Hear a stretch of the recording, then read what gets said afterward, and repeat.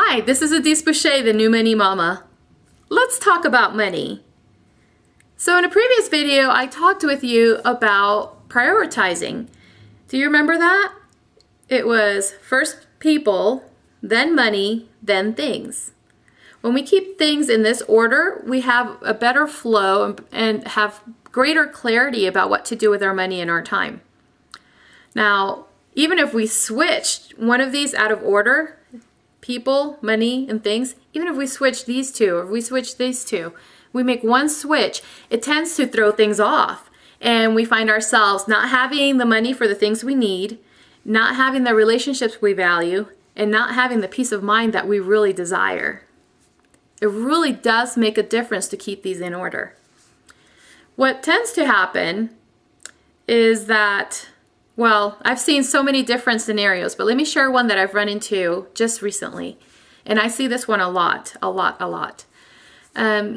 So what happens is when we switch the order around, when people need the money, they suddenly are not able to access it, and they get into a situation of chaos, and really it's a crisis. So there is one person that I've run into lately, and we ran into each other by form of a financial transaction. And we showed up and having to basically bail her out. And I won't go into the details of it, but she needed a huge amount of money, a huge amount, and she was not able to come up with it. Well, after we had made a contract and agreement together that would work for both of us, I happened to go through her home, and I realized that she had locked up her wealth. She had locked up her wealth. She actually has the money. She has the wealth in order to release herself from the financial bondage that she found herself in. What happened is that she had it all locked up in things.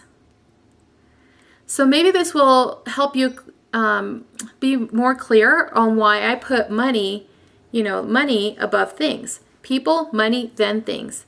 Money is liquid and is able to quickly get you the things that you need. But when you trap your wealth in things, it is not quick to access, and usually the money is devalued because the things we buy lower in value. So when we try to transfer that and convert that into cash, it just is not worth as much as if you could have left it in the cash form. Does that make sense? So this woman needed thousands and thousands of dollars. She had the wealth, but she hadn't converted it to cash. So what's this mean for you? Think about the goals that you have, and think about the obligations that you are trying to meet financially. Take a look around. What is locked up? What money is locked up in your things and in your time? The time, that's a different video. But what's locked up in your things? So many times I even check myself for this. I put myself on my own challenge and I make a decision. Okay, this month I want to find an extra, let's say $300 a month. And I go through my belongings and I see what can I convert to $300 a month. And you know what? I meet my goals. And it's not because I'm resourceful.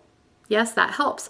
But with experience, we find that everything around us has value to someone else. So that's my tip for today. If you're looking for some extra cash or some quick flow of money in order to meet some obligations, or even just to expand your resourcefulness, take a look at your belongings and convert them back into cash. At one point, you had the cash and you converted it into a thing. Let's see how many things you can convert back into cash. Learn how to create money at any moment's notice. This is Adhis Boucha, the new money mama.